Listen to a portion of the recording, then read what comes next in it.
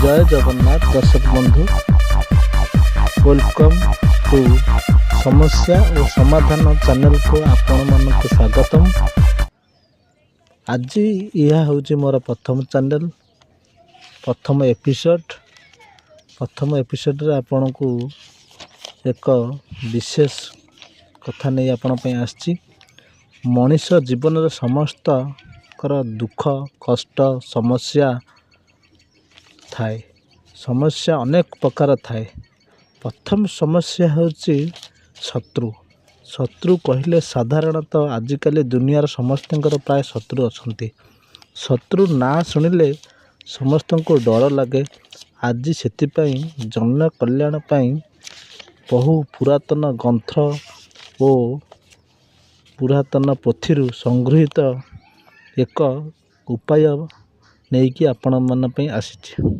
दीर्घ 10 वर्षर साधनार और परिश्रम फल यह कार्यर सफलता हासिल करियाछि। यह परीक्षित अटे।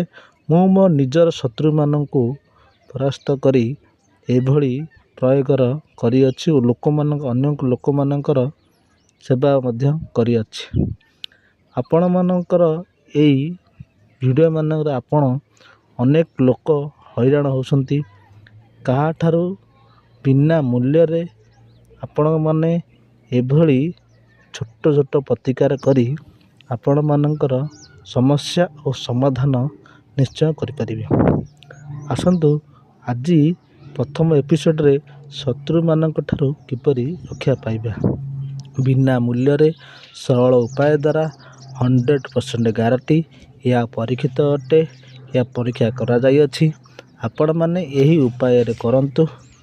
जय जगन्नाथ, जय मां मंगला। प्रथमे कौनसी एक शनिवार दिन भोजपत्र आनिबे। भोजपत्र कहले आपण साधारणतः जानथिबे नथानथिबे। भोजपत्र समग्र पूजा दुकान रे मिलुअछि। भोजपत्र मागिले से देदेबे। भोजपत्र को आनिबे। भोजपत्र देहरे साधारणतः चंदन 2 प्रकार थाए। गोटे श्वेत चंदन, गोटे रक्त चंदन। जोटा रक्त चंदन घोरिकी मथार लगा जाए। रक्त चंदन को आनिबे। रक्त चंदन को आनी देखंतु स्क्रीन रे देखाई देबी मु आपनको रक्त चंदन किपरि अटे। रक्त चंदन आनी रक्त चंदन को आनी ताको घोरिबे। आ घोरिकी भले टिके पानी टिके बेसी टिके बहलिया करी टिके रक्त चंदन को घोरिबे जेपरि कि अक्षर लिखि होतबो। गोटे तुलसी काठी आनिबे। जे सुखी जाइथबा तुलसी काठी को आनिबे। तुलसी काठी द्वारा रक्त चंदन को तो घरे की घोरी तक काली भलिया करदेबे। ताकू काली करी से जे भोजपत्र उपरे लिखिबे। एई भली यंत्र लिखिबे। ओम ह्रीं श्रीं क्लीं नम राम जाम धाम हम मं जम गाम ग्रम ओम नुं नम।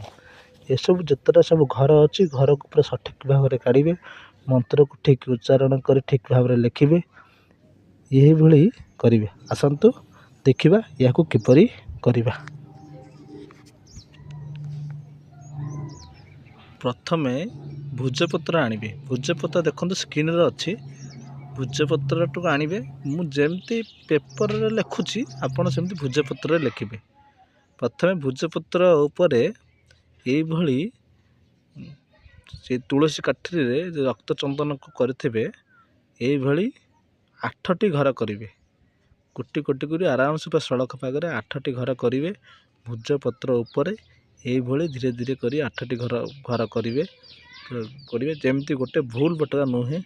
ठीक उच्चारण करी ठीक मंत्र को लिखिबे।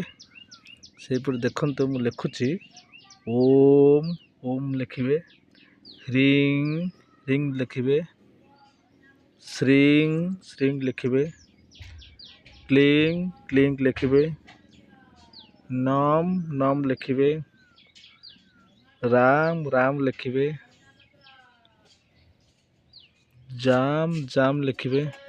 ये भागे मंत्र को ठीक ठीक लिखिबे। तापरे जा धा हम ମମ୍ ଧା ଲେଖିଲେ ତାପରେ ଏଇଭଳି ଲେଖିବେ ହମ୍ ହରେ ହଁ ମାତ୍ରା ଠିକ୍ ଠାକ୍ ଲେଖିବେ ହମ୍ ମମ୍ ମ ପରେ ଜମ୍ ଗାମ୍ ଗ୍ର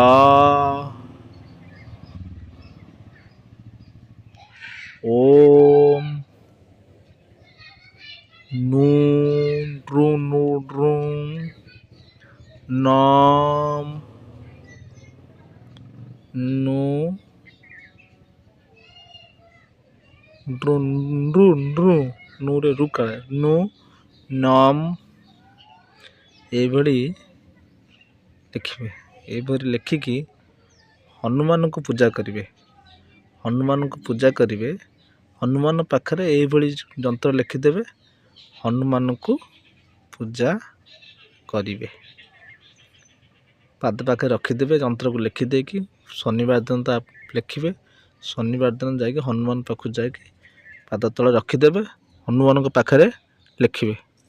ହନୁମାନ ରଖିଦେଇକି ଏଠି ପୂଜା କରିବେ। ହନୁମାନଙ୍କୁ ପ୍ରାର୍ଥନା କରିବେ ହେ ପ୍ରଭୁ ବଜରଙ୍ଗବାଲି ରାମଦୂତ ଓମ୍ ରାମଦୂତାୟ ବିଦ୍ମହେ ବାୟୁପୁତ୍ରାୟ ଧୀମହି ତନ୍ନସି ହନୁମନ୍ତଂ ପ୍ରଚୋଦୟାତ୍। ହନୁମନ୍ତଙ୍କୁ ରାମ ରାମ ରାମ ଟିକେ ଭଲ ଲାଗେ। ରାମ ରାମ ମନ୍ତ୍ର ଉଚ୍ଚାରଣ କରି ହନୁମାନ ପାଖରେ ଲେଖିବେ। କହିବେ ପ୍ରଭୁ ମୋ ଶତ୍ରୁକୁ ତୁମେ ଦମନ କର। ମୁଁ ବହୁତ ଅସୁବିଧାରେ ଅଛି। ଆପଣ ଏ ଯନ୍ତ୍ରଟିକୁ ସିଦ୍ଧ କରନ୍ତୁ। ବିରାଜମାନ ହୁଅନ୍ତୁ ଯନ୍ତ୍ର ଭିତରେ କରିକି ସେଇଠୁ ସିନ୍ଦୁର ଟିକେ ଯନ୍ତ୍ର ଉପରେ ଲଗେଇଦେବେ। ଯନ୍ତ୍ର ଉପରେ ସିନ୍ଦୁର ଲଗେଇ ଦେଇକି ସେଇଠୁ ନିଜ ପାଖରେ ରଖିବେ। ଯଦି ପୁରୁଷ ହେଇଥିବ ଡାହାଣ ହାତ ବାହୁରେ ଲଗେଇବେ। ସ୍ତ୍ରୀ ହେଇଥିଲେ ବାମ ହାତ ବାହୁରେ ଲଗେଇବେ। ଏଭଳି କଲେ କାର୍ଯ୍ୟ ନିଶ୍ଚିତ ସଫଳ ହେବ। ଆପଣ ଯଦି ଏ ଭିଡ଼ିଓଟି ଭଲ ଲାଗେ ଲାଇକ୍ ସେୟାର ସବସ୍କ୍ରାଇବ୍ କରିବେ ଯେପରିକି ଭୁଲ ଭଟକା ନ ହୁଏ। ଭଲ ଭାବରେ ଆପଣ ଏହି ଯନ୍ତ୍ରକୁ ତିଆରି କରନ୍ତୁ। ଭଲ ଭାବରେ କରନ୍ତୁ। ପୁନର୍ବାର କହି ଲାଗୁଛି ପୁରୁଷ ହେଇଥିଲେ ଡାହାଣ ହାତ ତାବିଜ ଭିତରେ ଭର୍ତ୍ତି କରିକି ଲଗେଇ ବାନ୍ଧିବେ। ସ୍ତ୍ରୀ ହେଇଥିଲେ ବାମ ହାତ ତାବିଜ ଭିତରେ ଭର୍ତ୍ତି କରିକି ବାମ ହାତରେ ବାହୁରେ ବାନ୍ଧିବେ। ଜୟ ଜଗନ୍ନାଥ ଜୟ ମା ମଙ୍ଗଳା। ଆପଣମାନେ ଭଲ ରୁହନ୍ତୁ। ଆପଣ ସୁଖ ରୁହନ୍ତୁ। ସମସ୍ତଙ୍କର ମଙ୍ଗଳ ହେଉ। ସର୍ବେ ସନ୍ତୁ ସୁଖିନଃ ସର୍ବେ ସନ୍ତୁ ନିରାମୟା ସର୍ବେ ଭଦ୍ରାଣୀ ପଶ୍ୟନ୍ତୁ ଓ ମା କଛି ଦୁଃଖ ହେବ। ଜୟ ଜଗନ୍ନାଥ।